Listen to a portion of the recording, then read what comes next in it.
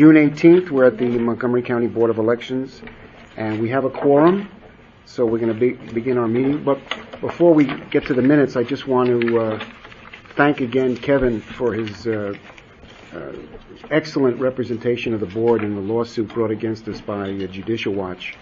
As you all know, a United States District Federal Court judge dismissed the case against us, which in my view validates the fact that we never did anything wrong. What we do is, in a bipartisan way, act in the highest integrity, professionalism, and dedication to the voters in this county. And Kevin, excellent legal work.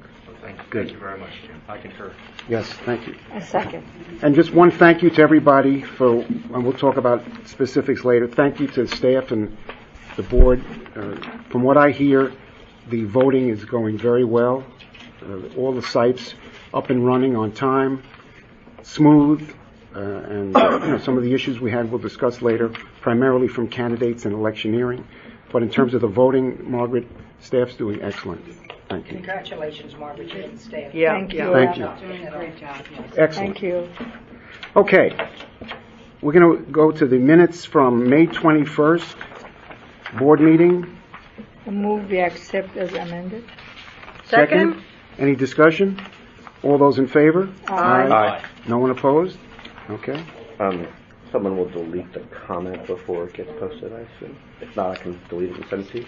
What comment? I wrote a comment in the margin that was just explaining what I was doing. That's the one that says the minutes shouldn't refer to what happened after the meeting? Exactly. Okay. Right. I just proposed to delete that because it wasn't intended to be part of the minutes, just to explain what I was doing. Okay. Now, I know we had some executive meeting minutes, but we're going to pass that to the next month. Table that till next. Because So I know there's two sets. There's the ones that were the board was. you made some the edits. I staff hadn't was seen them, so part we'll just of, put those over. Yeah. or do you want to combine those together? So as there one? were two different versions. Lisa sent you a set, and then I sent you a set. David sent us back some changes today on my set. Yeah, I haven't seen them. So does the board wish to table both sets, or just move? Well, let's Table both sets. Table both. Yeah, because we don't have time to. we'll table both.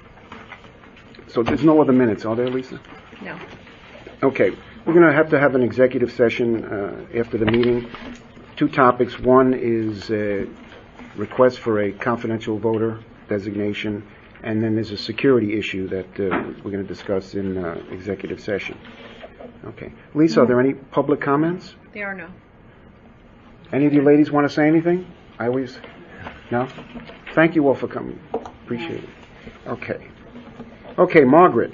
Mr. President, on the table you have a list of approximately 2,500 election judges that have been trained and are prepared to go to the polling place and serve as election judges. I'm requesting a motion to allow the election judge to formally appoint these individuals as election judges to serve on June 26th. So the motion is for the election director, not the election judge.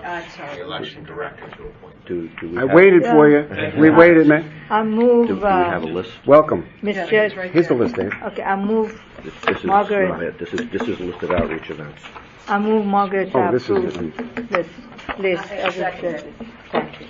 And Lisa, please let the minutes show that Al showed up. Yeah, I was at the Rockville early voting today. Doesn't matter. Take longer than I wanted Doesn't matter, to. but we have to make sure it's in. Okay. Okay, there's a motion, there's a second. Any discussion? Just a question. Is there anyone on this list who the board or the staff has previously removed from being a judge in the past? No, there should be no one who the board has that the board has removed from service in the past. Okay. Thank you. Any other discussion? All those in favor? Aye. Anybody opposed? That's unanimous. Okay, budget. Okay, the spreadsheet was sent to you in advance, and unfortunately, for the second time in recent months, I forgot to change the dates at the top. So please note that these numbers are through May 30th as of June 4th, with my apologies.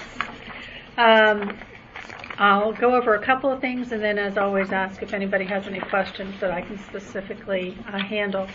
There are some numbers on here that would look to the naked eye that we've spent a lot of money in some categories, and in effect what has happened is I've already encumbered the funds for the amount that I am anticipating we will be billed for, so that those monies are set aside.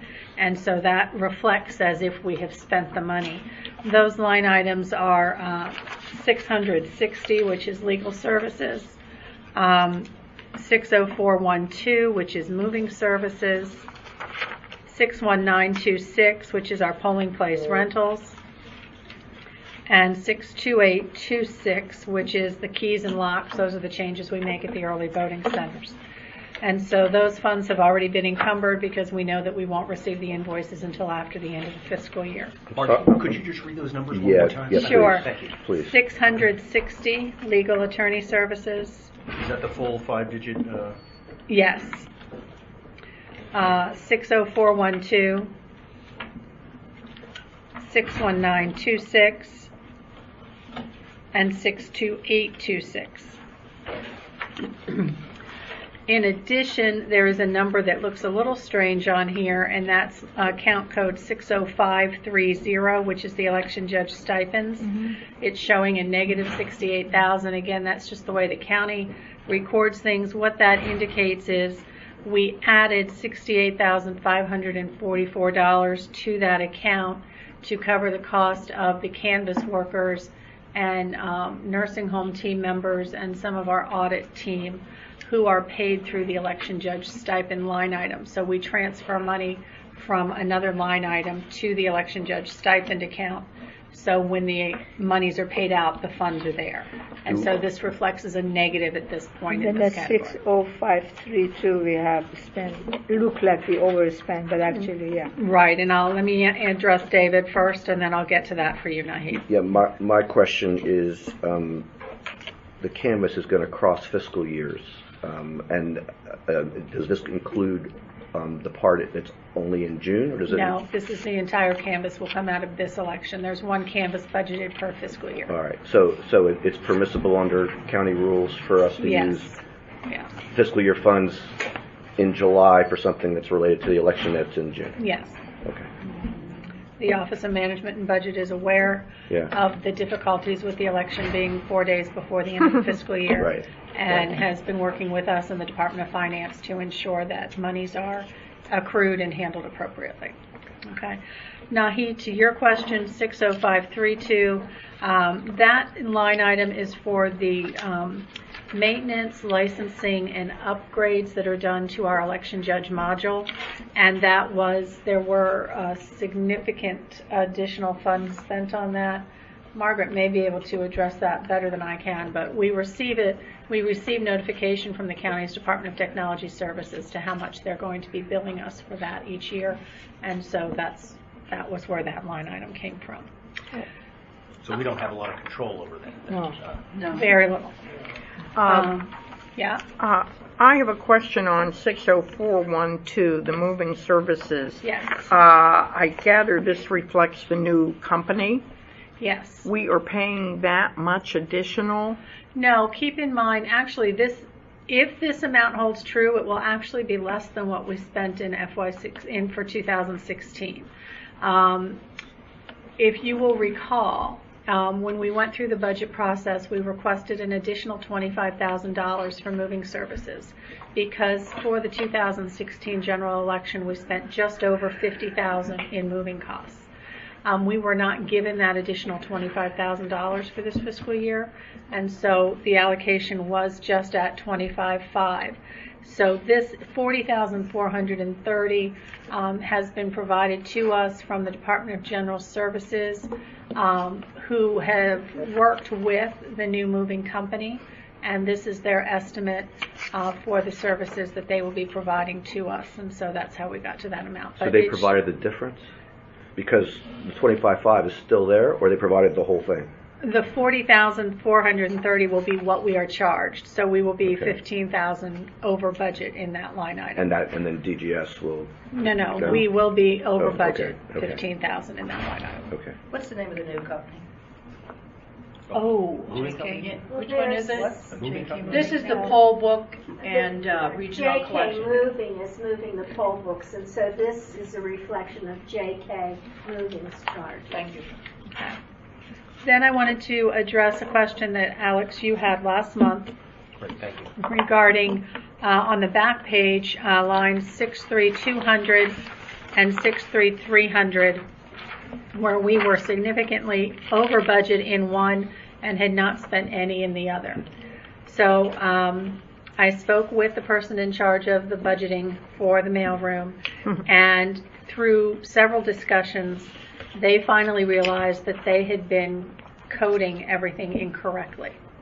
And so what we have budgeted in 63300 should in fact have been budgeted under 63, should have been, I'm sorry, backwards, I went backwards. What they have been charging to 63200 should have been being charged to 63300. And so they are correcting that to take place effective July 1st for the new fiscal year. So we should, starting with your July statements, you should start seeing money expended in the year-to-date category there. Under 63300. So that was an internal error in the mailroom that they are correcting. And the 63200 then will correspondingly go down. Right. Yes. But there's Year to date. Yes. But there's still expenses in that in 6.3. There are minimal expenses in that category. We will have a better handle on that once they stop charging the 63300 to that. And so we may need to make some adjustments as we go forward. But for the FY19 fiscal year, we'll leave the budget allocation the way it is and just see how it works with that. Any other questions on anything in the spreadsheet? Yes. Had a couple. 61902. 619, yes. Furniture rentals looks like we're starting to drift pretty significantly above budget. So what can you tell me about that? That's another line item that we requested some additional money. What comes out of that line item are the tables and chairs that we have to supply to some of the polling places that don't have them, as well as the tents that we rent for on-site here at the Board of Elections on election night to protect the workers and the equipment as it's coming back in.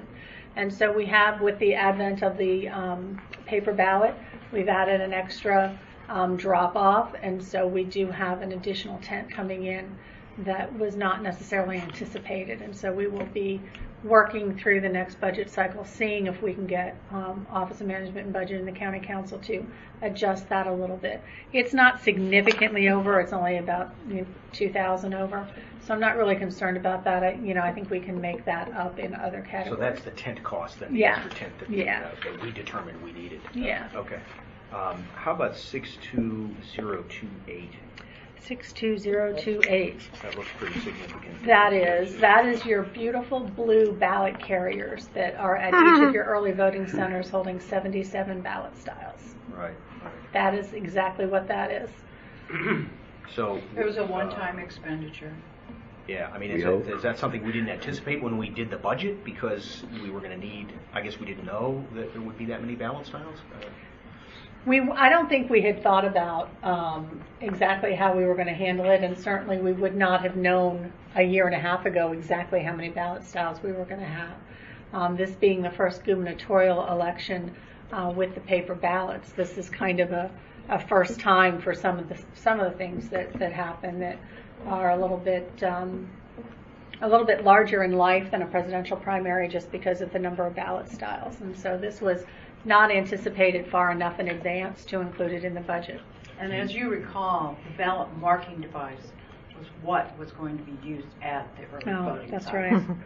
So we would have never, So you wouldn't have needed as many We boxes. we wouldn't have needed the blue bin at all, because all the printer, there's a printer device that's attached to the voter when you check in with the poll book, and it would have automatically encoded the correct ballot style. Right. So when the decision was made not to upgrade the ballot marking device, there were fiscal consequences to that decision, especially for this county and the number of ballot styles we have. we would have never, we really didn't know that decision until January, wasn't it, of this year? When, I think it was January of this year, when they made the final decision. Well, it would have been a little bit earlier than that because we. The state board? Yeah. Yeah. Yeah, it was at the beginning of the Yes, year. I believe that's right. Or if it wasn't. When it was finalized, Yeah. Yeah. I think it was maybe even latter part of October, Yeah. but there was no way to anticipate that when we were correct.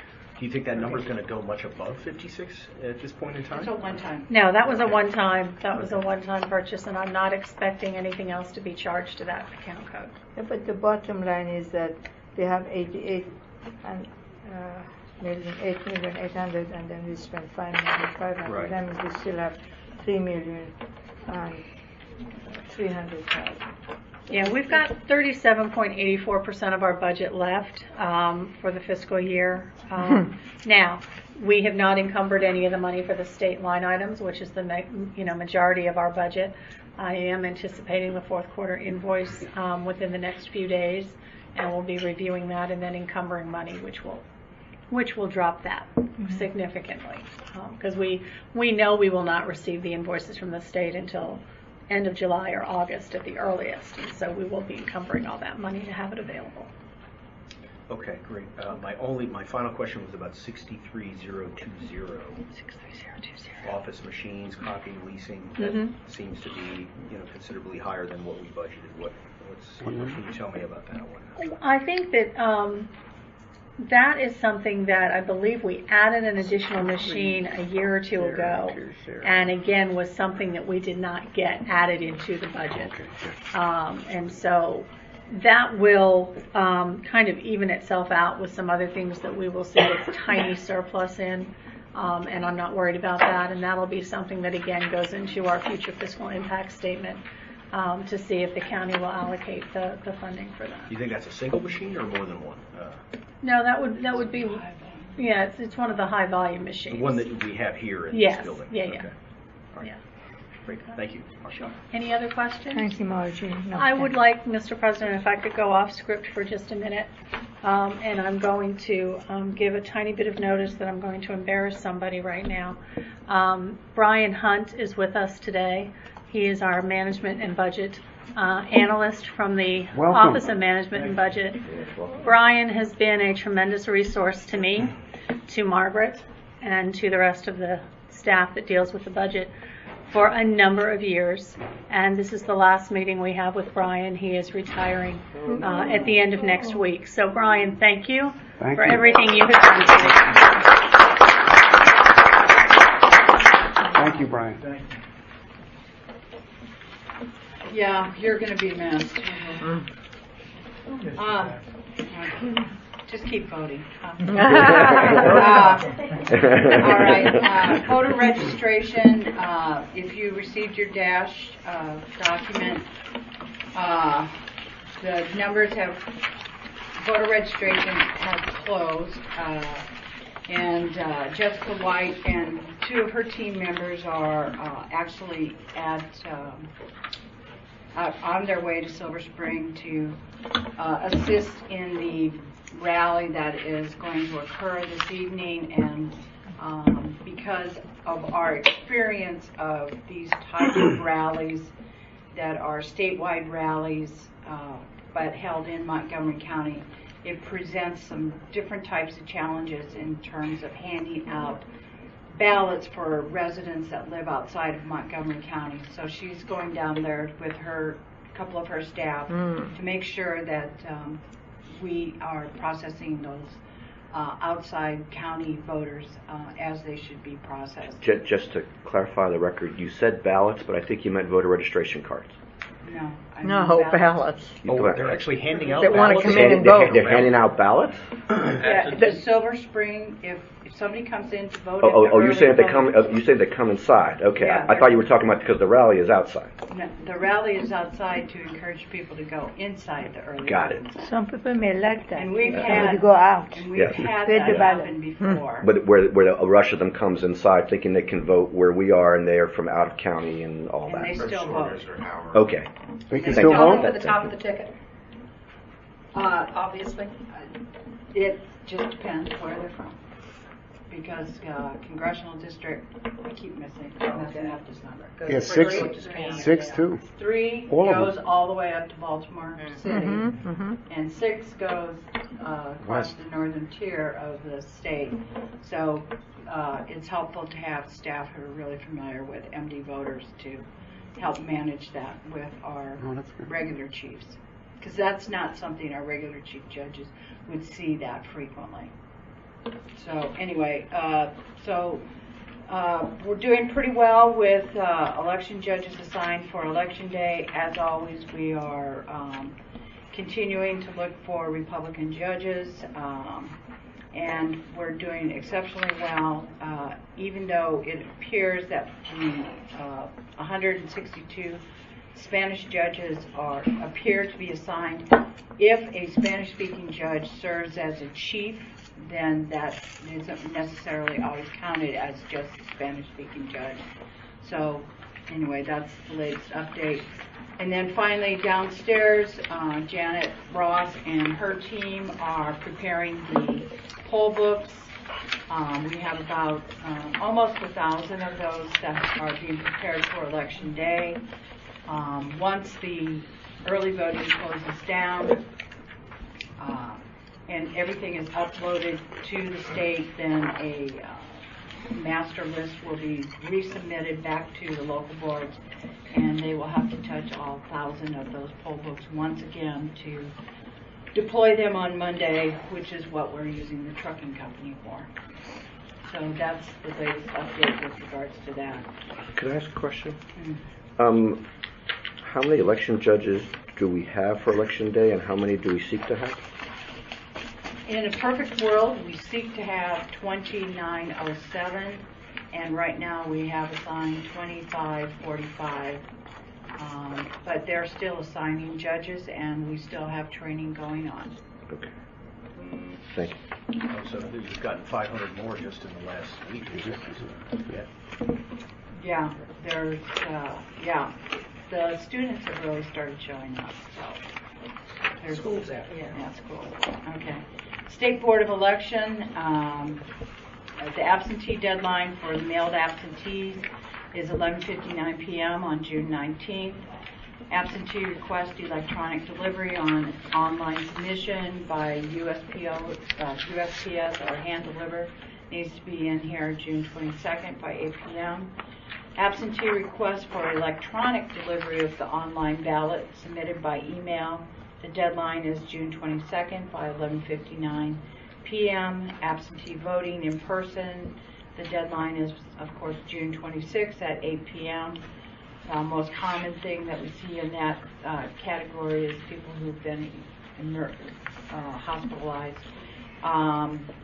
Notification requirement remains the same. It's been emphasized by the State Board that we are to put that specific notice in every one of the polling places, the English and Spanish. So, and we are continuing to do that. And aside from that, we are notifying the State Board, and as various elements of the election are completed, it is sent over to the state to confirm that our work has been completed and they do their verification process.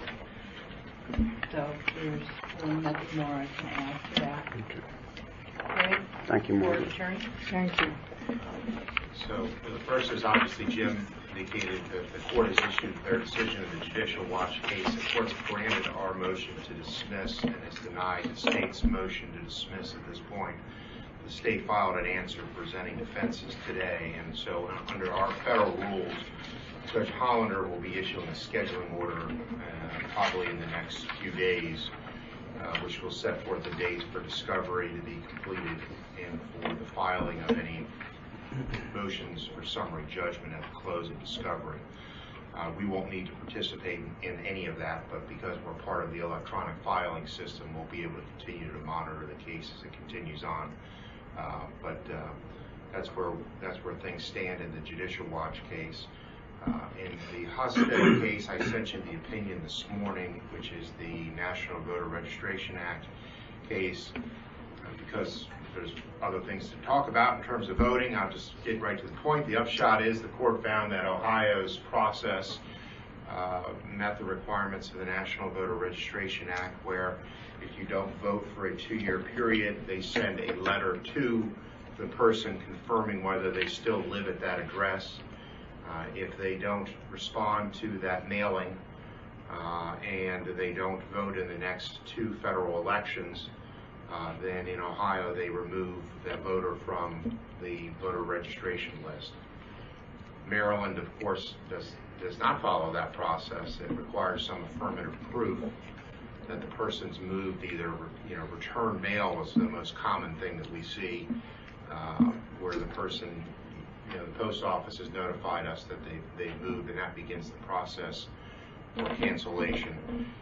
So we'll just have to wait and see whether the state makes any adjustments to the cancellation process in light of what the Supreme Court has found in the Husted case. It's a lengthy opinion. It's a divided court, 5-4, not shocking. But for now, if a state chooses to do so, they can begin the process by simply sending a mailing to a voter who has failed to vote in a 2-year period prior to the mailing. So that's what's going on in that case, and today the Supreme Court issued their opinion in the gerrymandering case involving Maryland. Basically, the court, in a per curiam opinion, which means that no one of the judges decided to author it, it's basically an unauthored opinion from the court, concluded that the district court did not abuse its discretion when it denied the plaintiff's request for a temporary restraining order to halt the ballot in order to go ahead and redraw the election, election boundary lines. Alex, what's the upshot of nobody wanting to write the opinion? Sometimes they do that in cases that are not going to be of any great significance. I answer to either one. I like the name Alex. Sometimes they do that just because it's the cases of no great significance. The court here did not reach the merits. The court basically said that even if the plaintiffs were likely to prevail on the merits, the preliminary injunction would fail, because when you're looking at a preliminary injunction, you not only look at likelihood of success on the merits, but you have to balance the prejudice to the parties as well as the public interest. The court emphasized that the initial challenge to the redistricting was filed in 2000, and I believe 2003, and that challenge was rejected. The second challenge was filed many years later and was based upon political retaliation, that in essence that the lines were drawn for a political motive. The court concluded that because those plaintiffs had waited so long to raise that as a issue, that it would be not in the public interest and would result in irreparable harm for a preliminary injunction to be granted. So when cases where there's not, it basically is just applying the 4-prong factors for granting a preliminary injunction. Sometimes the court, in part because no one wants to write the opinion, and sometimes to go ahead and get the opinion out before the term ends, they agree that it's just going to be a per curiam opinion. But Jackie, what it means is the lawsuit will proceed. It doesn't mean it's over. It just means that preliminary. That part of it, yeah. Okay. And this was a foregone conclusion, because both parties had acknowledged that for the court to have acted, they had to have acted by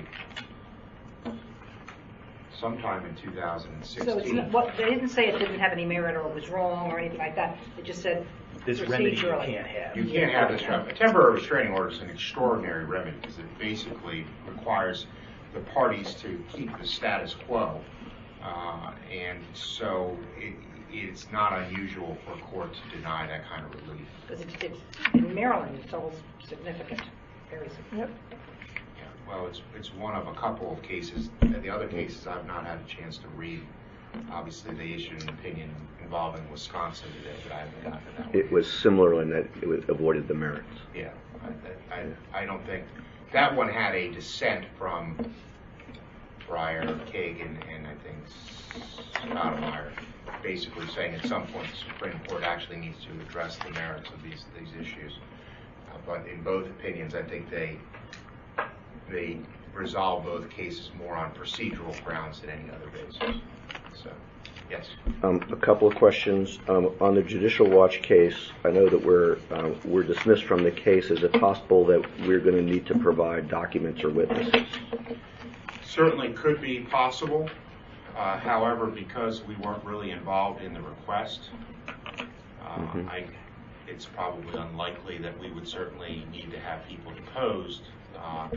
The documents that would be available that could be produced, it would be my position that the state is in the same, if not better, position to produce them than we are, so they would be the appropriate party to produce them, particularly since they're an active party to the litigation. Okay. Relating to the Husted case, the Ohio case, when you talked about the state updating its process, by that you mean by legislation. It's not something that can be done by the state board. I have to go back and look at the statutes, but you're probably right. It probably would require some sort of legislative if they wanted to do anything at all. Okay. And then the other thing was that there was one other Supreme Court case that might be of interest, the Minnesota case that was decided a few days ago, where the Supreme Court found that it is not permissible to ban the wearing of political apparel at the polling place. Right. Or to ban the wearing of any kind of political apparel. Right? Yeah. Meaning a complete ban of anything. Yeah. It didn't purport to say that there might be some restrictions on what you could bring in, I think, right? Because Minnesota's was pretty blanket. Right. Minnesota said that you couldn't wear a badge, a button, or any insignia, including on your own person. Right. Obviously, there's a distinction between people wearing their own whatever they're wearing and electioneers coming in and trying to influence other people. Yeah. But and I believe in Maryland it's already the case that we can't say to people, you're wearing a political shirt, you have to take it off and wear something else. Right. But the Supreme Court is now saying that they can't do that in Minnesota either, or anywhere else. Yeah, and I haven't read that opinion yet. Kevin, on Judicial Watch, do they still have time to appeal? They would not be able to appeal the decision until final judgment's been entered as to all parties, or if the court were to certify the judgment as final as to the Montgomery County Board of Elections. However, the district court judges are very reluctant to certify a judgment as to one party, primarily because whether it be the United States Court of Appeals for the Fourth Circuit or our Court of Special Appeals, they make it very clear that they don't like to hear appeals in piecemeal fashion. So generally, until a final judgment has been entered as to the merits, as to all parties and as to all claims, there's not a right to an appeal. So they'd have to wait until the case with the state is resolved? Correct. And then they would have 30 days after that final judgment to appeal? Correct. Us? Correct. Okay. Kevin, do you think you could put together a figure about what it cost us to defend this case? Absolutely. I'd like to know that. Did we ask for legal? You've got it separated on the invoices. Right. I could do that. Did we ask for legal fees or no? I don't know. No. Well, we have the ability to. We have. It's Yeah, a that's what I'm saying. strategic decision about whether you want to do that. Right. What's the downside? Yeah, You would spend more money litigating Yeah, the litigate, petition than Paying If we win, it's okay because they'll have to pay those fees too, and if we lose, we lose those fees, I guess. Okay, guys, let's go on. And generally, they're not granted. Okay. Thank you. But Margie's been kind enough to volunteer because I opened a separate file on Judicial Watch, so the bill is broken Separate, down. yeah. Thank you. Interesting. So that Kevin. you'd have that. But I don't think we need to make the decision now No. about whether to do that. Kevin, Scott, did you make a Rule 11 argument in the motion? We did not make a Rule 11 argument. It'd make it difficult then to see fees. Well, No, but there's a prevailing party fee shifting clause in the NDRA. Oh, cool. So if you win, the other guy pays. Thank you. Yeah. If they have money. Thanks, Kevin. Okay, old business? Old business, precinct 0430. In your packet is a draft of a handbill that we were going to prepare, but Mr. Neiman asked that I send him a Word Perfect document with his proposed changes, and so we do plan on handing out a bilingual document handbill to all the voters in 430. This needs to go to the printer tomorrow so it can be printed so that we can pack it Thursday, very latest Friday, because Friday we will begin to have some supplies picked up. So with that, David, did you want to? Are you just bilingual in Spanish or Well, we have to come up with the final language before I send it over. I mean, but that's how it would be. Yeah, it would be like this. Okay. Oh, so Dave, you were going to write the Spanish version? Yeah, I David wish. is not going to be- I wish I had that skill. I could hire my daughter to do it, but No, he's going to edit this yeah, Spanish version. I know. I was kidding. So I actually requested that the document go to everybody in case everyone wanted to comment, but I did suggest some comments, and I think in general it's quite good. But I think that I wanted to clarify, and you'll see that there's a track changes version that I sent to you all, but that's also in our packet today. That I wanted to make clear that you didn't have to have previously voted at St. Elizabeth in order to be able to vote there in the fall. You were previously assigned to vote there, but that doesn't mean that you actually voted there. My own view is that the section, the phrase that says pending Maryland State Board of Elections approval can be much smaller and can be, in small print at the bottom, because we have a pretty good indication from them. They polled their members. I think we know what they're going for.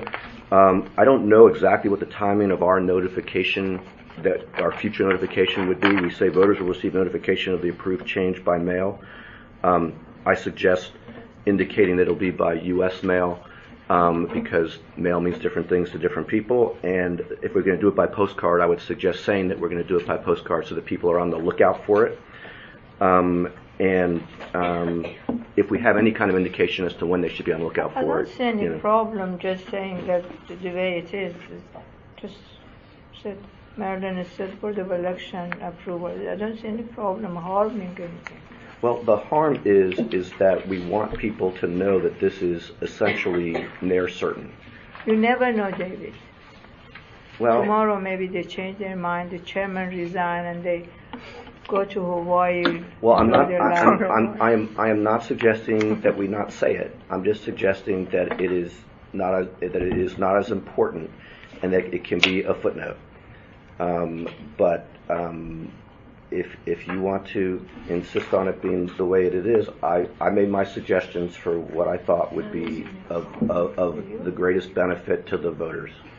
Do we know how the state would feel about, having it in a small type at the end, or do they care, or what kind of directive I guess did we get from them in terms of? To include it is what I believe the email That's all I said. said was. Just include the fact that it's still pending. Right. I mean, this is No, they said we had to say that it was pending state right. board I mean, Yeah. this is a notice that we decided to do that doesn't. I mean, it's not required by state law, et cetera. And I don't know. They can express an opinion, and so can we. But I'm not suggesting that we make it to the point that people can't read it. I'm just suggesting that the key thing that we want people to know is you're voting here now, you're voting somewhere else in the fall. That's the, and I think the more that we make it clear that it is happening, again, the message that we got from the state board was that they polled their members and that they unanimously agreed. So even if the chair were to resign, there would still be several other board members who would still be there. Mr. President, just so you know, just for the record, when the state board approves the change to St. Elizabeth's Catholic School, we are required by law to send out a notification, a voter notification card. It's really not a card, it's a letter, approximately 30 days after the action has been taken. So we plan on doing that. Of course, the voters would also receive the sample ballot notifying them of their St. Elizabeth's change. And if the board so desired, we could send the Let's Take a Peek to all the voters in 430. We did send it once, telling them that they were being changed to Richard Montgomery, and we did change it so that they knew that there was a possibility that there would be a change again in November. But we could send it again sometime in late September, first part of October, ahead of the sample ballot, like we did this time to all the facilities that had the construction of the school sites. Again, so we can do that. We'll do the three notifications.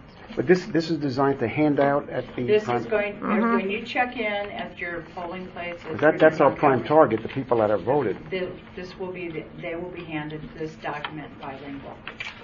So- Or something And with the those language. Those are people that are going to vote. Yeah. Well, there's plenty of people who are going to vote Right. in the fall who don't vote in the No, primary. but it's good that they're going to get it on primary day. They would receive it on primary good. day, plus we would mail their voter notification. They're returning to St. Elizabeth School. We'll send the Let's Take a Peek, and then, of course, Okay, the sample good. ballot. That sounds more than adequate to me. And I like the idea, though, of putting U.S. mail. Thank you. However, I guess we don't want postcards because you said it's a letter. Is that correct? The voter, yeah, it's a doc, yes, it is a letter. We Mhm. mail the Okay. voters. We put it in because of the problems we had with people basically throwing it away, we now put it in an envelope and says important notice.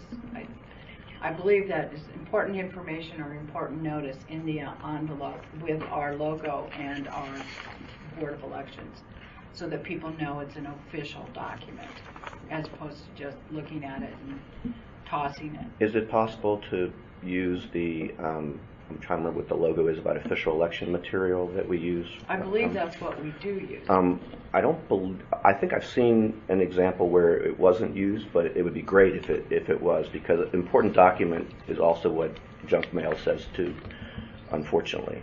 Well, You know. any mail that goes Yeah. out from us Right. is supposed to have the It's in U.S. the window postal. envelope, right? Yeah, it's in Yeah, the it's window, got but the official election it's mail. got the Okay. election. Yeah, Okay. anything that goes out automatically has that, except for the sample ballot. That's a different animal. I mean, does anybody think that the word pending might make voters think that it's not a done deal? Yes. Well, they might, but, we're kind of being a little presumptuous. I mean, I know that it's probably will be approved. I'm not wild about the footnote. I think it probably should be in the main text. The rest of the changes I don't have a problem with, but... And obviously, if it's not a postcard, we shouldn't say it's a postcard. But But the word pending doesn't make people think that, gee, this may not happen? I It think means that it's got to be formally approved. I think the word pending does mean that it may not happen, which is precisely why the state is telling us that it has to be that way, because they didn't go through the process to do it formally, which is still something that I know that for some of us is kind of hard to stomach given all the effort that went into this, but it is what it is. My thought was to try and minimize that to the extent possible, but I do understand that at a certain point it begins to look like void where prohibited, and where people are actually trying to hide something. We're not really trying to hide it. We're just trying to put the emphasis where it really belongs. Okay, move on. What do you think, Marianne? Yeah, no, I think the edited changes are fine. Just change postcard to letter Or notification. in the U.S. mail. I like the word notification. Pardon me. Yeah, no, It already uses notification. earlier in the notification sentence. is still there. Yeah. Yeah. It just says buy a postcard in the U.S. mail, and now that we know it's going to be a letter, it say buy a letter in the U.S. mail, or buy letter. by a letter, I guess. Jackie, what do you think? You said voter will receive notification of approved changes by mail. Be not good. What? Okay. Voter So- will receive notification Okay, of so- approved change by mail. Is that good? Okay, the- so the- what I would like to suggest is that we could stick with the important notice, and then we say voters in precinct 0430, voters who are assigned to vote at St. Elizabeth's Catholic School will return to St. Elizabeth. It's redundant. I mean, we'll have it on there 3 times. Voters who were previously assigned to vote at St. Elizabeth Catholic School. You could say, Will Will return to that return. polling place. yeah, that's fine. Exactly. That's fine. Yeah. Return to that polling place for the 2018 general election on Tuesday, November 6, 2018. So the last question is, do we want to keep it in the text or a footnote? I'd be okay putting parentheses around it, but I think it should be in the text. Parenthesis around it. That's Yeah. what I thought. Yeah, I agree with the parenthesis. Okay. Does that highlight it, though? No, but it kind of makes it less important. Yeah. Is it less important than what's set off by commas? It's about the same.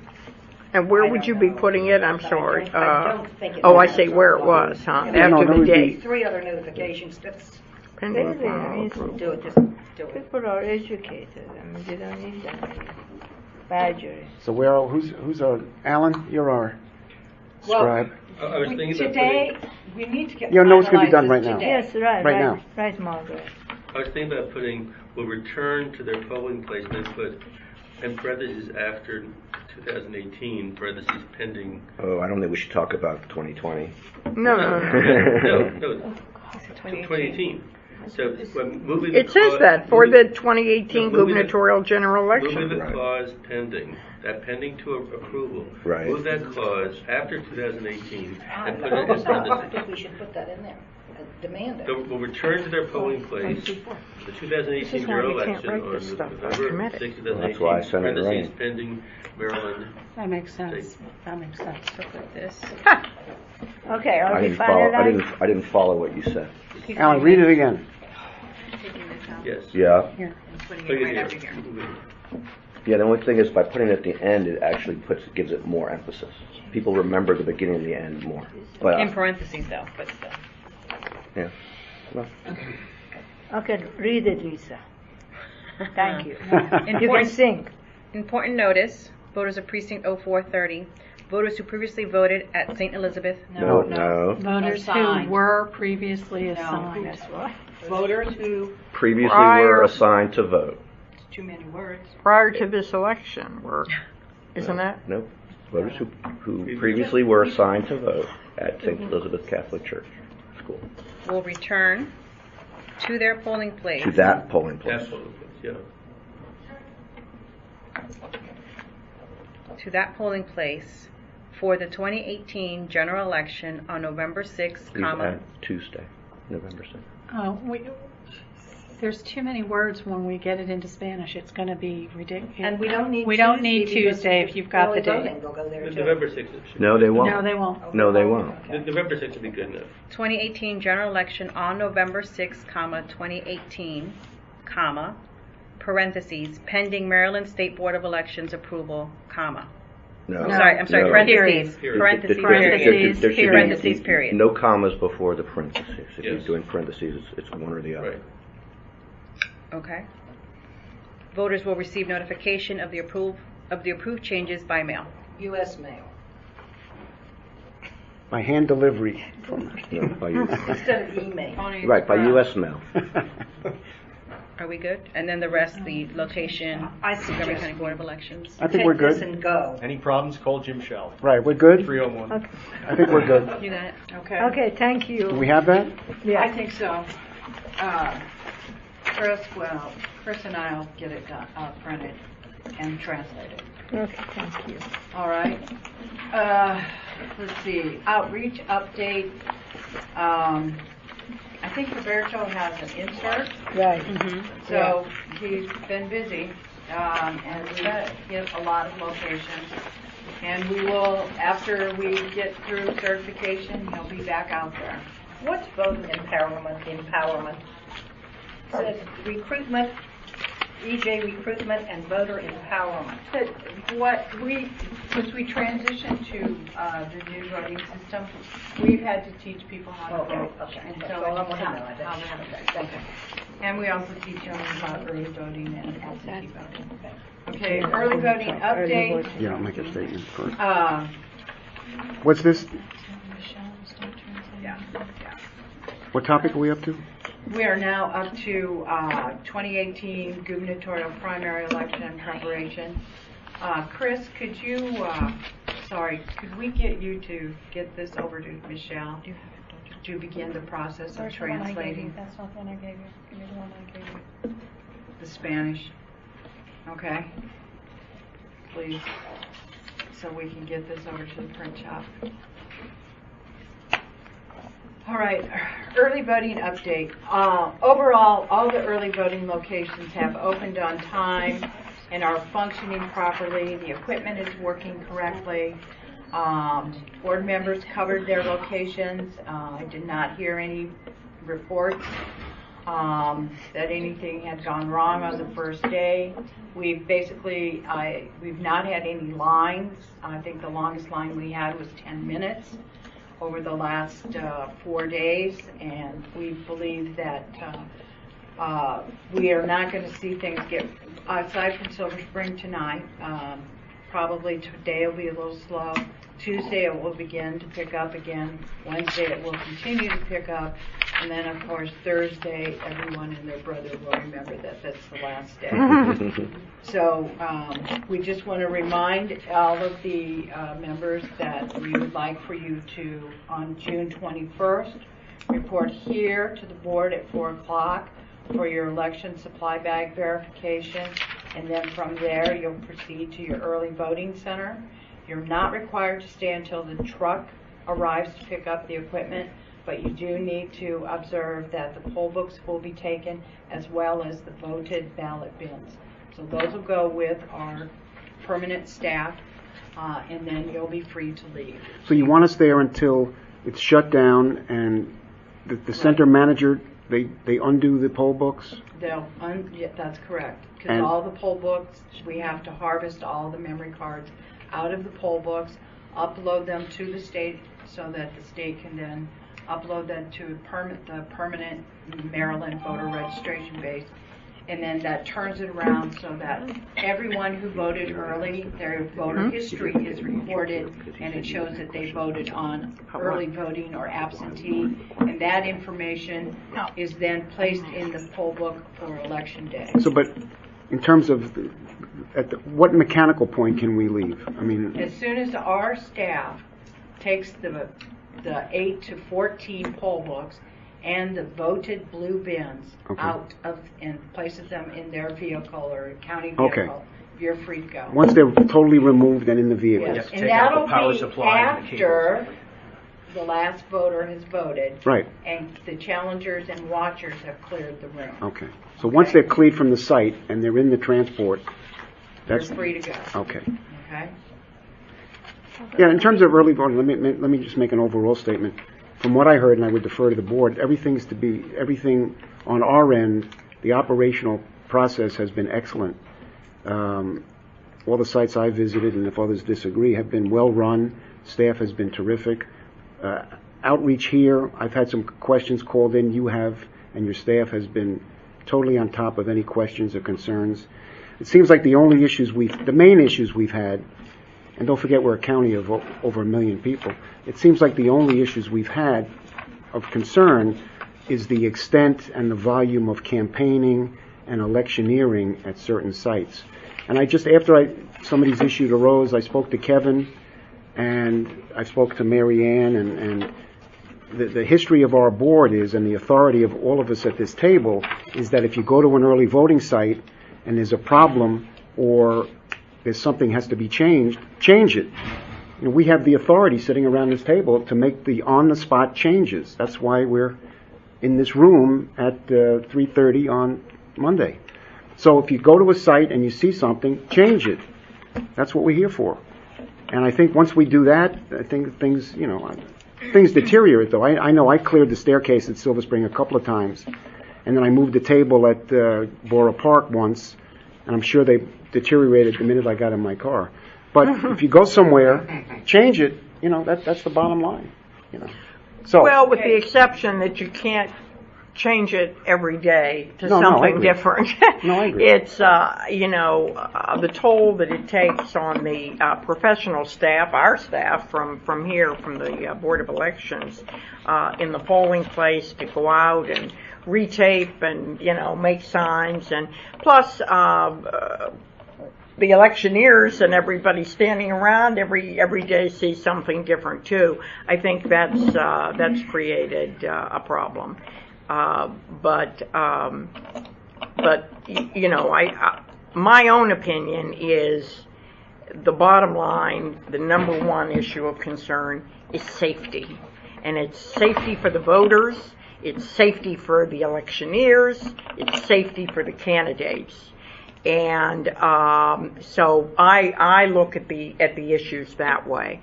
I think, speaking for myself and Naheed, and Naheed can speak to this, but we went around as a team to a whole bunch of them for a couple different days. And, we really tried to accommodate taking into account the number of candidates we have. That's what's really different this year. A large number of candidates, which translates into large numbers of electioneering and materials and signs. And so I know when I started out at St. Catherine's, for example, on Thursday morning, of course we had the issue of no signs when they had all been torn down. But once, the signs were coming back, I allowed for an area on both sides of the main door for additional signage that hadn't been part of the original maps. Because when you saw the amount of material there was, and signs are not, they're not harming people, they're not in the way, people aren't walking where the signs were, they were on grassy areas and that sort of thing. So yes, I agreed. You sent an email last night that I concurred with, that we do have to use common sense. Every election cycle is a little different in terms of how it lays out and what the issues are. But I do have a concern, and it's specific to Silver Spring, that it keeps changing, and I think that's really very bad all around, sends a bad message. Yeah, well, Silver Spring is the staircase is the main issue there. Dave? A couple of things. I agree that we've had a number of issues relating to electioneering, but that's not the only issues that we've had. We had a voter in Silver Spring who was asked for ID where it was completely inappropriate to do so. That's a different issue. No, it is different. You're right. You're right. We're talking about election. No, we're not. Finish that one and then go to jump to that. Excuse me. I have as much right to say what I say as you have to say what you say. Jim made a statement. Jim's statement was, the only issue we've had, I wrote it down, the only issue we've had is about the volume of candidates and campaigns and electioneering. Okay? What I'm saying is that is not the only issue we've had. We had a very serious issue. We had a naturalized citizen who's been a citizen of this country for many years who was asked for ID inappropriately. Correct. Now, we also took very quick action. An apology was given. The offending judge was let go. I mean, we did a number of things. But to say that that was not a significant issue is a mistake. And we obviously want to do everything we can to prevent that from happening again, either in early voting or on election day. So I mean, that is a serious issue. I'm sure it just slipped your mind. But, I'm talking. The overall universe of concerns has been the electioneering and the candidates. There was an isolated incident which I immediately called the family, the voter's husband, and Margaret sent out an apology, and we fired the judge on the spot. And let the record be clear that any judge that violates the laws or the procedures or offends a voter, will be fired on the spot. We did it, and we'll do it again. And we took quick action. Margaret's staff, she reached out to all the sites, and, hopefully it won't happen again. This was a brand-new judge, right? And that she was brand new and fired. I know that Dave has a lot more to say, but let me just intercede with a motion here. Can I make a motion that all the election judges be informed immediately that there are very limited circumstances in which they can We ask already for did it? that You already did that? yesterday. Well, you did it to the center managers. I sent it to center managers who pushed it out to all the election Great. judges. Great. When you say push it out to all the election judges, you mean everyone who is going to be working during the entire week? Yes, we Okay. sent it out so that everyone is informed that they are to follow the specific Yep. rules that are in Okay. the election manual that states the only reason you ask for identification Okay. if it's flagged in the poll book. Okay. Plain and simple. Could the board get a copy of that? Sure, that's what you Okay. need. Yes, that'd Okay. be helpful. I yield my time. Okay, that would be helpful. As far as the electioneering lines go, I mean, we've had a lot of discussions about electioneering going back many years, and for that matter, when I used to be an electioneer, it was always an issue, going back decades. It's a little bit unclear as to, I mean, on the one hand, the board considers these things very carefully as a board, and we look at pictures and we decide, and we ask lots of questions and we decide all that, and then we're now saying if you go on site, an individual board member makes a change to deal with individual problems that they observe, but at least Marianne is saying, unless we've already done that. I'm trying to understand where the line is, because none of us are potted plants. We all try to address whatever problems we encounter as we go visit these places. Ultimately, it's up to the board to make final determinations. But my understanding, both from your emails, Jim, and from our conversations, was, if I see something that I think should be changed, I should change it. And obviously, it's always subject to what the rest of the board will think, and I made that very clear. I sent everybody an email explaining what I was doing in Silver Spring. There was an existing problem that was that was there when I arrived on Saturday. And Sunday, I think. Saturday, we were there. Then maybe it was Sunday. Yesterday. Wasn't that? Yeah, I mean, that's what your email. Yeah. Okay. Then no. All right. So okay, you're right. So it was Sunday. But there was clearly an issue there. There was a gridlock essentially with all of the electioneers are being kept in a relatively small area at the top of those stairs. Meanwhile, the entirety of the stairs was open for electioneering. On stairs. Yes. The no electioneering zone ended at the stairs, and that was part of the problem, was that people were standing at the top of the stairs trying to get voters before they went into the no electioneering zone. But when you put that many electioneers, I mean, and this is definitely a problem for this particular election with so many candidates, and in a primary, in the general election, the makeup is totally different. And particularly for that site. And particularly for that site, it'll be very different in the fall than it is This now. issue has existed at this site for as long as I have been, overseeing elections. And I used to be at Silver Spring all the time, as you were, Jim, because as board president, that's where you go. So the stairs are a significant problem there, and they're a safety problem. And we have never permitted electioneering on the stairs. That is just not true. The way it's set up now. If it was on not, the stairs itself. If it was not permitted, it was not marked. When did we do it in the past? Pardon me? When did we permit electioneering on the stairs in the past, Dave? Never that I've seen. Yesterday. No, they were not. Yes, they were. They were. No, David. No. The line. I'll show you the pictures. The line was before the stairs. The entirety of the stairs was not in the no electioneering zone. Of course it was. No. From bottom to top, and that's why you had people down at the bottom. Well, you didn't listen to what Kevin, the election manager, told you then, because he explained to you what was done the day before. I listened to everything. With Naheed and myself. I listened to everything. The other difference is that I was called and asked to go. Let the record show. I was asked to go to Silver Spring to observe the situation and deal with the problem of the electioneering on both Thursday afternoon and yesterday. And that's what I did. For people to just willy-nilly be going by and decide there was nothing willy-nilly about it. But I'll tell you, the issue right now is... No, she interrupted me. I was not finished.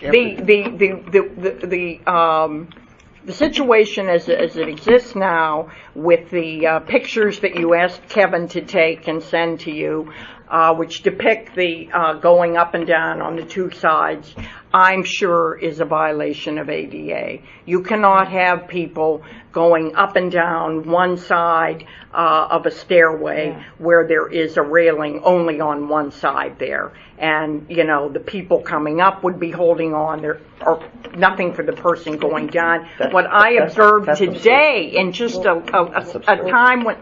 It's absurd? ADA? No, your interpretation of the ADA is absurd. You can't have. You have to have a. There is no violation of the ADA that is taking place with that railing on those stairs. I'm sorry, there is, and you missed that one, David. No. May I? Are you all? No, Alan. No. Not so clever. David's talking, and then. Well, at least I thought I was. Go ahead. Look, we have to decide whether individual board members are empowered to act or not. We do not work for the staff.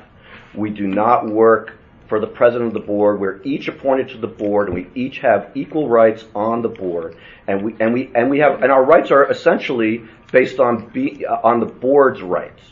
So it should not be the case that one board member has the ability to make changes and another board member does not when there are problems in existence. There were problems yesterday at Silver Spring where people were crowding at the top of the stairs. I was looking for a way to spread people out so that they wouldn't be crowding at the top of the stairs.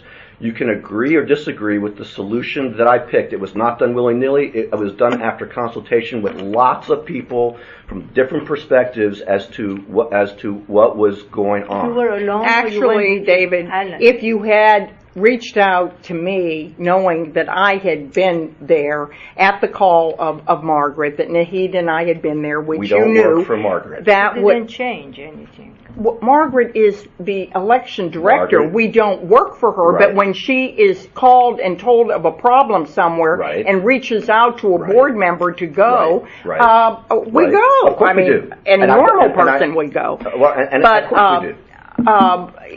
The fact of the matter is that you could have called me and said, "Where are you? Can you get over here?" It seems to be another issue at Silver Spring. I know you've been handling this. I'm here now with Alan and blah blah blah. You know. Well, first of all, Alan was not lucky enough to be with me yesterday, so the decision yesterday was strictly mine. Secondly, you also could have called me, but the bottom line is For what? Well. Again, I was called to go and resolve the situation. You went on your own and decided you wanted to change it. Why wouldn't you call it when Kevin said Mary Ann and Naheed were here and this is what was decided? At that point, you should pick up the phone and say, "Hey, this isn't working. Can you get out of here, or can I do something?" Perhaps I should have done that, but that doesn't change the fact that the instructions that we all received as recently as yesterday morning and probably since then is, if we see things, don't ask permission, do it. Okay? I mean, basically, I was told that because I saw issues at Gaithersburg and I didn't address them on the spot, and the answer that I got, both from our attorney and from our president, was just do it. That was what I was following. Apparently, that applies to some board members, but not all. It's not the case. You're just making this up. No. If you don't see the distinction between what you did there, which is absolutely appropriate, but what you did redoing something in Silver Spring, then, in each case, every time we go somewhere, we each go to early voting centers. As far as I know, we do not have assigned places to go unless we get a call from the staff. So on Saturday, I wasn't planning to go to Germantown. Margaret calls. She says, "Can you go to Germantown?" So we go to Germantown. But we each go where we can, and we each address whatever we can when we're there. And it doesn't matter who opened the polls, who closed the polls, who was there in between. If we're going to have a rule that says, if somebody changes something, someone else coming along shouldn't change it again, that has to apply to everybody. Jim apparently changed the Silver Spring lines when he was there on Thursday. So. David, she's not questioning your authority to do it. She's questioning the wisdom of doing it. I think she's questioning both.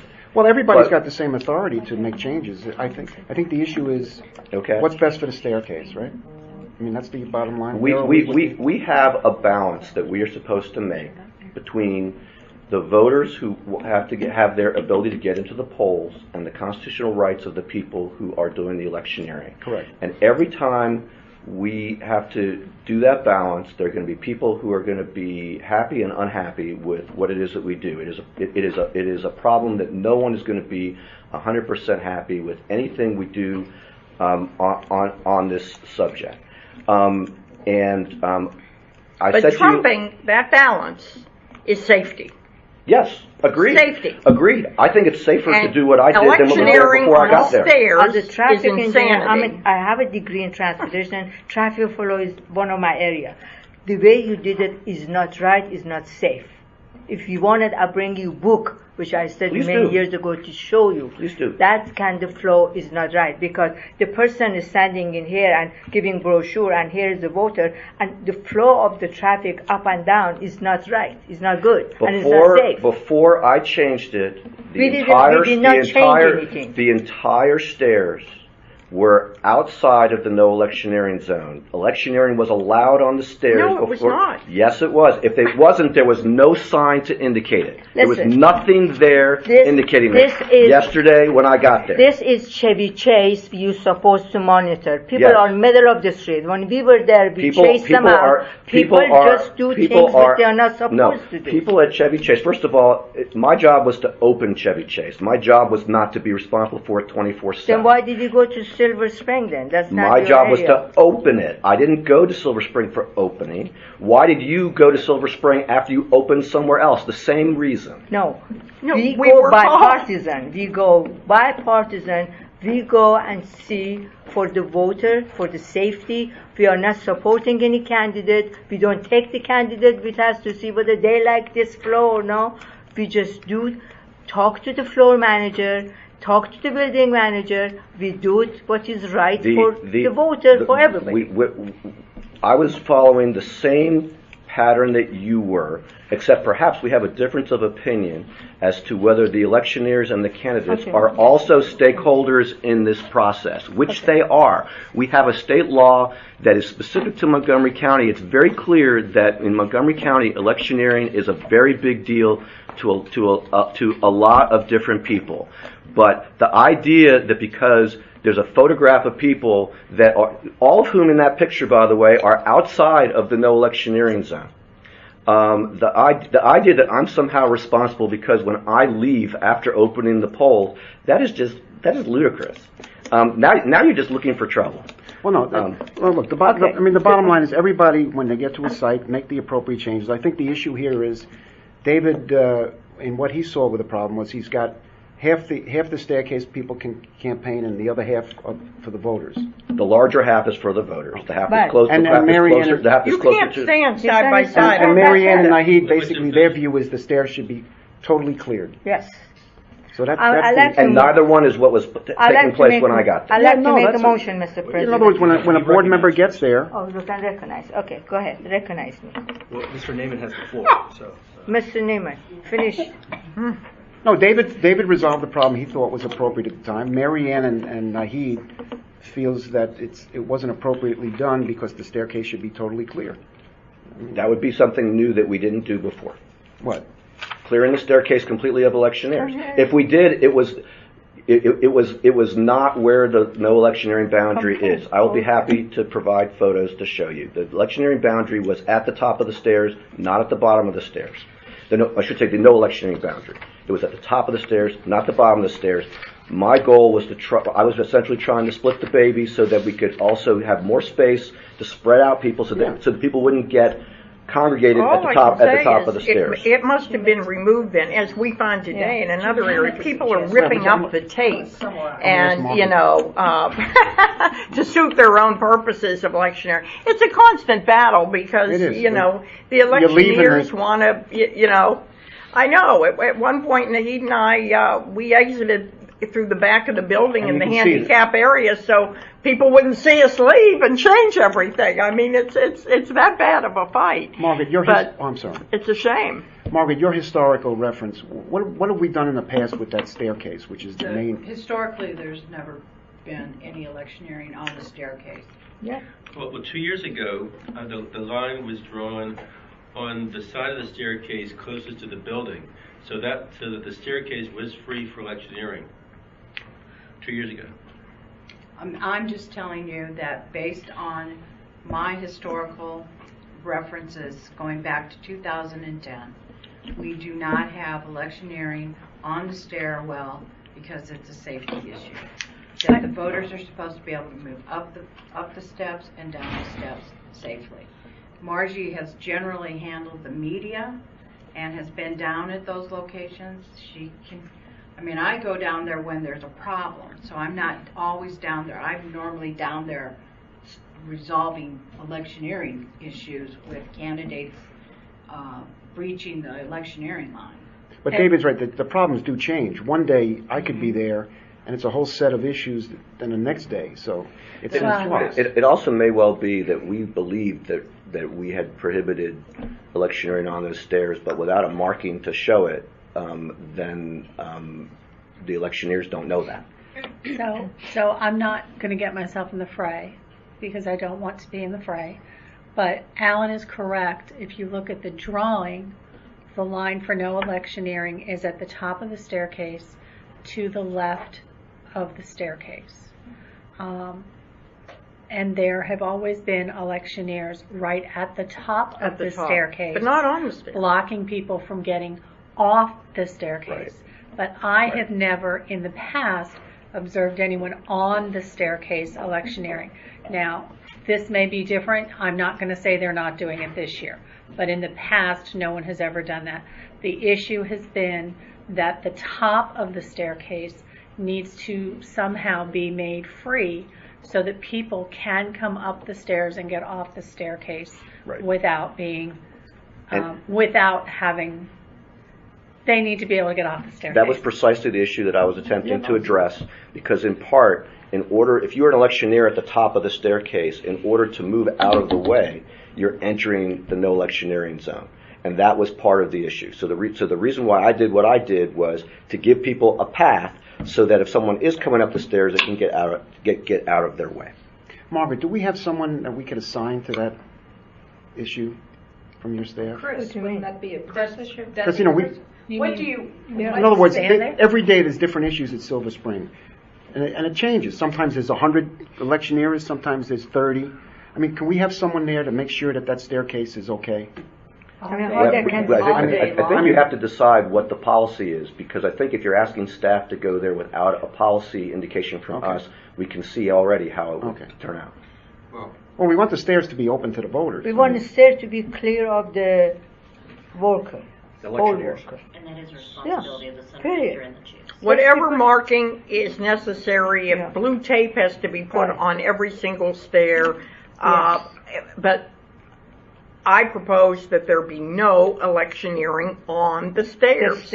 Or right at the top. Or at the top. So people can get for an area at the top, exactly, where they... Now, of course, that's what gets violated, because they... But won't they stand on the sidewalk? blocking the access to the stairs? Yes. No, the sidewalk is okay because it's. But at least the sidewalk, they're not going to tumble down the stairs or, and, Mr. President, what I could do, and I'm not going to try to change any kind of lines today because we have this huge rally tonight and there's no way that I can get someone down there. And I imagine that we're going to see a lot of breaching of the electioneering line if there is as large a rally as the campaign suggests that there's going to be. So I can suggest that if the board wants to tell us how they want those lines specifically, that tomorrow morning before we open, we can go down there and reline it. So if you want the top of the stairs, which would be on the far right-hand side of the steps. Pull the picture up. Pull the picture up. I know, I just had it and it take forever to find it. Right there. Is that it? No, it's in the picture. Okay, so this is what was presented to the board during the deliberations. So we do have it so that it was here. I can't see what you're showing. Okay, so up here. So it was on the side of the closest to the building. We can push it out to the other side of and that will give everybody a straight up the road. Straight up the road. I'm sorry, straight up the steps from the. I think this is Fenton. Sidewalk. Yeah. No, that's not Fenton Street. That's I'm Ellsworth. sorry, but whatever. Yeah. But it's the parking garage. Yes, Yes. right, exactly. It's the Ellsworth garage. So, so we can just extend it out. That way, it'll be secured. Everybody can come up. They can, work the line going into the building. Yes, So it would come up and from we have here. allowed people Straight up. much closer to the building this time So than in the past. This area, No. which is a little bit of an area, would become red. Yes, that area right That above that the area steps. that area was red when I got there. Yeah, that's Only at the top of the stairs, and that was part of the issue. Is that in order to get out of the way, you had to walk through the no electioneering zone. And the stairs obviously were not part of the no electioneering zone. The problem is that we also have a complaint from someone who's coming from, many of the voters, maybe most of them, come from the other direction, from Fenton Street. And their complaint is that there's too many people blocking their path to get to the entrance, and what we're doing is we're pushing all the electioneers in that direction. So they will actually, while we may be getting them off of the stairs, we'll be pushing them into another place where they'll be getting in the way of other voters. No, I think we should clear the step completely. Completely. Completely, the step It's just should such be. a crunch of electioneering. It's just so many people. The step should be free of everybody except the voter or other people, which they use that step, go up and down. You made a suggestion on how to do Yeah. that first thing tomorrow morning? Yes, we would go down there probably around 8. Clear the step, all the Clear the steps. steps. No, May I no see that when you get through? poll worker, whatever, on the step. Yeah, I mean, that's So my concern, the stairs. So essentially, the no electioneering zone would go to the bottom of the steps. Up and down. Margaret, right? Yes. The Yes, up and down all should be the clear. stairs are free. It's not People just, can be on the sidewalk at the bottom. So the no electioneering would be up the steps Right. and right at the top of the steps, Right. and then where it has been. You would still have all of your yard signs, Yes. to your Yeah, yeah. 103, yeah, all in there. and the sidewalk And is you free. could have people, Kevin? handing off stuff. Is that permissible if it's more than 100 feet? But we have others on the top, they can stay on the top, not to go down if they don't want it. We have 2 more sides there they can stay. It needs to be as near as practical to 100 feet. Okay. And any suggestion for what I understand that we're asking what practicable would mean?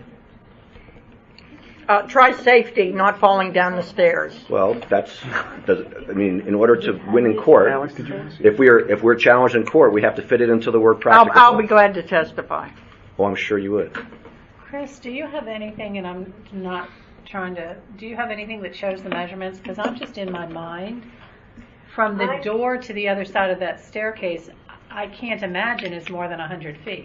I'm thinking to the corner, to the as you're facing the stairs on the upper level, that corner railing is about 75 feet off the front door. Yeah, my concern is not the portion up and to It's the the stairs. going down. It's going It's going down. We have going two down the sides stairs. which is less than 100 feet. Let them stay there if they don't like to sit bottom down. Because there's a bench there, the lady was sitting there having a drink. So meanwhile, passing the things. We are required, regardless of what we think is safe, right, appropriate, etc., we are required to follow what the statute says. We cannot put Where, people middle of the where street. practicable. Didn't I hear language? As near as practicable Okay. to 100 feet. Okay, well, it's So- not practical For to safety. be campaigning on stairs. Yes. Well, it forces Well, the it's voters to between run 25 a and gauntlet. Yeah, it's- You know, Something my children would probably Yes. know. People complain. We see people. Today when the lady, I was standing there, somebody was going, somebody said, me. I said, leave me alone. I don't have that much time. And run to the desk that all this poll worker make me sick. And open the door. You know, people are sick. I mean, Well, anyhow. it's just So all- the it's the step situation's should be in flux. free I mean, of everything. So, Mr. President, what would you like staff to do? Well, I think, should we take a vote? I mean, Okay. Okay, I move with the step to be clear of any poll worker, anything, whatever you call them, election. Second. The proposal of Margaret's proposal, Margaret's is that what your proposal. motion is? Margaret Yes. said that the step should be clear. Yes, moving out that, okay. Nothing there. is there a second? Second. A second. Any discussion? Marianne already second, yeah. Discussion? Just No. one point. Al? This never happened before. In prior years, it's always been at the top of the stairs. There was always campaigning on the stairs. I was always often at Silver Spring when it opened, and often after it opened. I never heard of any problems with safety or anything like that. The line was at the top of the stairs, closest to the building, and people going back and forth.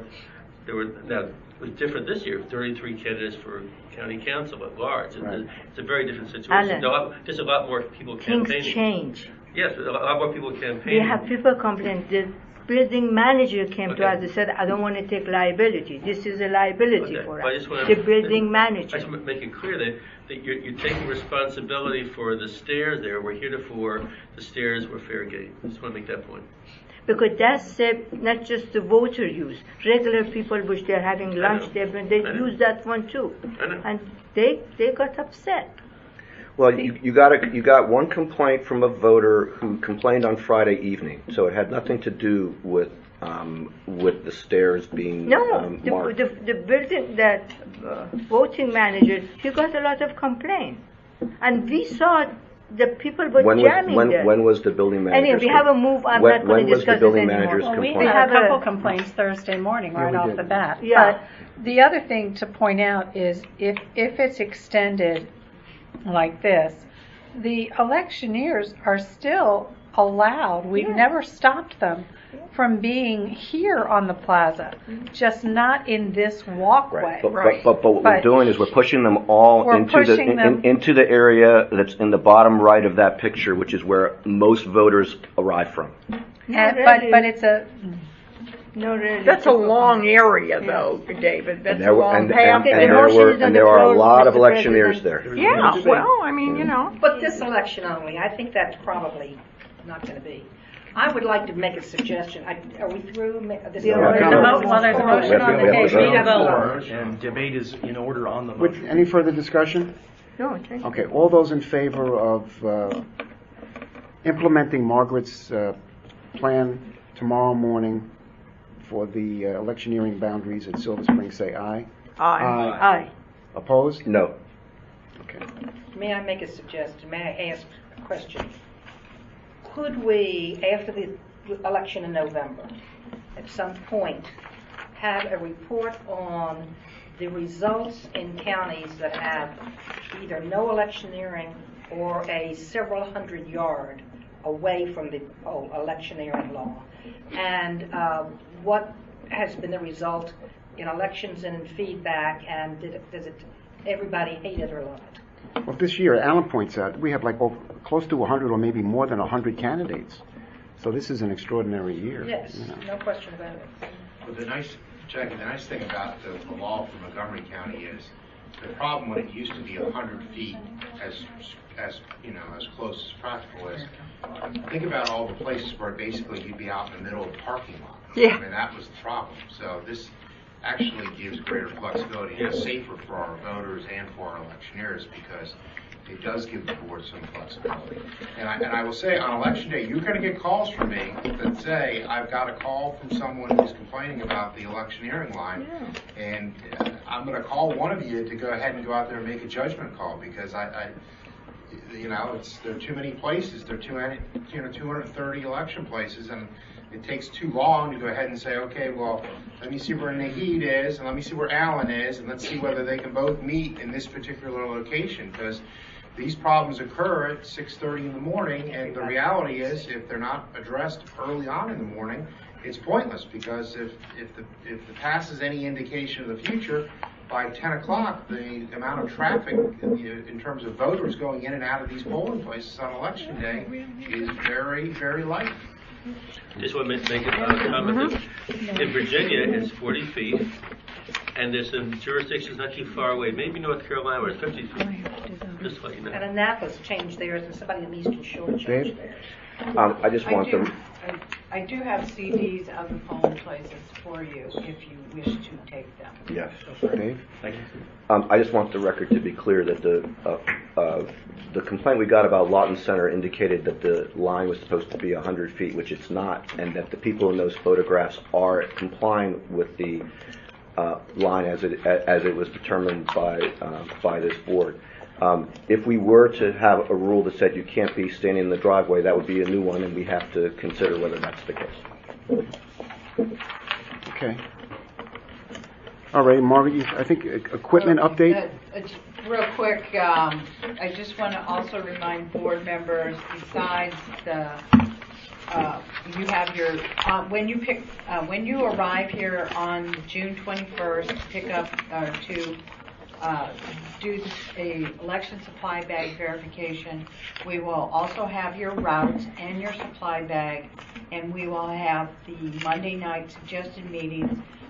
We will have the phone numbers of that polling place so that you can call in advance to see if they're meeting. They have been suggested that we have the chief judges to hold a meeting at 6:30 p.m. So that's the target time, just for your information. Yeah, just briefly, because Alan, the night before the primary, most important thing is that they set up the equipment. Well, each one of us get a batch of. You get a small you get a route anywhere from 3 to 6 precincts, and you go. And the number one thing is to make sure that either they plug their phone in to the phone line, or number two, have their cell phone on charger, so that we are able to reach them on election day. And then the second thing is that you want to make sure that they have all of their equipment. So 99% of the precincts have 2 scanners. They will have anywhere from 3 to 6 poll books, and you want to make sure that they set those up and they have most of their signage up, so that when they arrive at 6 o'clock in the morning, the election judges, all they have to do is begin the opening process, run their zero reports, do their first steps with the poll book. Yes, and make sure when the phone is operational that they've called in to let headquarters know that their phone is working. And the other thing I've always done the last couple of years after an incident, make sure that the precinct numbers on the poll books and the scanners and everything match. Make sure that they got the right precinct poll book and scan. That'll be on the case? Yeah. Wait a minute, check. Give me that again. I always just look at the EPBs and the scanner to make sure that the tags have the same precinct number and it's the right precinct number. The correct equipment was delivered to the correct precinct. And it's easy to detect. It takes it's all 2 very seconds. visible. You know what precinct you're at and the name of the polling place, and it's all tagged. It's very clear. It's a real quick check. Dave, did you have something? I just had it goes back to early voting very briefly, but I just want to confirm on the record what I talked to Kevin about. As I understand it, we are all empowered, as is the center manager, if people are blocking sidewalks, electioneers are blocking sidewalks, to ask them to move themselves to allow people to go past. Correct. Absolutely. Okay, thank you. Okay. That's all with regards to election preparation. Now, new business, the board members wanted to discuss committee structure. Well, we have two committees, right? Yeah. And one is budget. Nahid, you willing to You be? asked me, I said okay. I asked you to be the chair. Yes. Well, is there a chair and a vice chair on that? No. No, Co-chair. Just one is chair and co-chair. Co-chairs. Two of us. And Marianne, you're going to be on that? I'd like to continue. Okay. And we also have a, what do we call it? Outreach. Outreach. Communication and outreach. Communication. Alex, you and David were on that. We were. I imagine we will be again.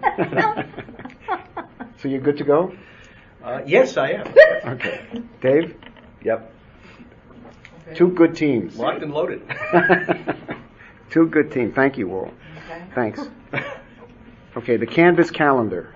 Yes, we sent you an advance of what what you've agreed to in terms of the Canvas calendar. It is in your packet. The big thing is that Thursday, the June 28th, which is the first day of absentee one, that is when the state has historically, they have to provide us two separate reports. One is a MSR report and the other one is an E40 report. We have never, and that's a given, received that report by the 10 o'clock start time. So what we will need to do is convene at 10 o'clock, and then what you will do is recess until 1 o'clock. And that will give the staff time to, number one, get the report from the state, and number two, pull any ballots from the absentee canvas that have to be pulled because there's an appearance, only an appearance, that somebody voted twice. So we have to chase down and research those specific examples. So for instance, things that have happened in the past is a lady signed up to vote at a nursing home.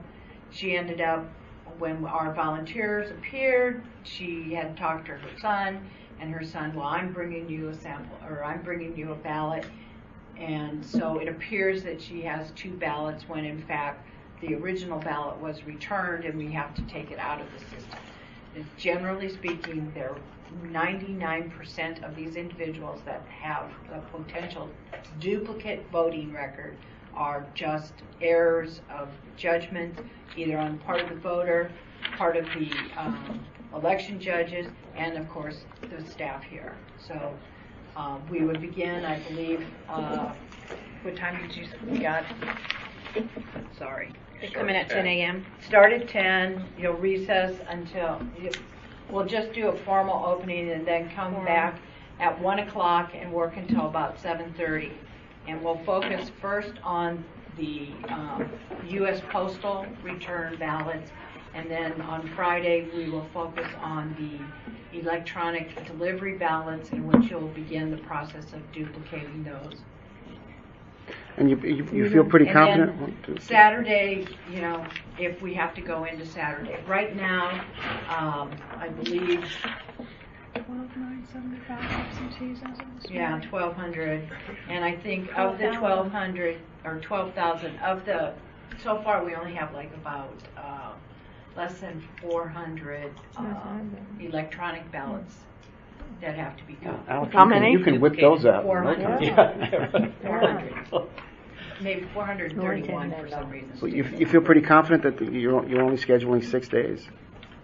Yeah, right now, Oh, good. based on participation levels. Yeah, that's kind of cool.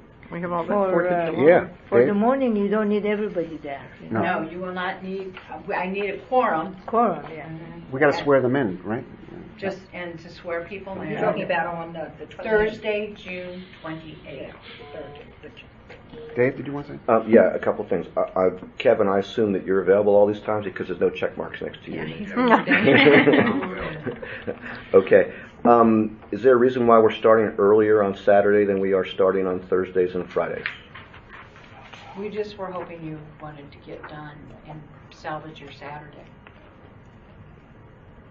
There's, you can declare whatever time you want to be here. If you want to start at 10, fine. Some of those, David, are statutory. The absentee. The Thursdays are statutory, but the starting for absentee 1 and 2 and provisional. Right, is 10 o'clock, right. The board decides the other days. Yeah, we can. Okay, well, I think Jan is a good idea. Yeah, we can always address that. yeah, I mean, my thought would be to start at the same time every day. Yeah, I have no problem with that. Anybody have a issue with that? Margaret, any problem with that? No, 10 o'clock is great for us. The 7th. So let's, every day we're going to start Change at 10. everything to 10? Right. Okay. Yeah, every day we'll start at Whenever 10. you guys get done. Okay. Then I have a question Al? about provisional voting.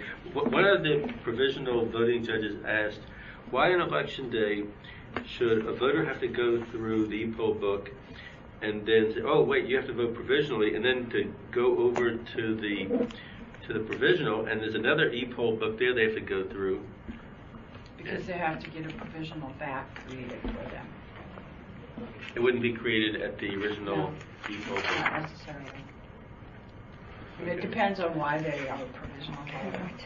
And keep in mind, Alan, you'll learn that the provisional process, there can be problems if you don't have really highly qualified judges doing the provisional ballot applications, making sure people are signing them, doing everything correct.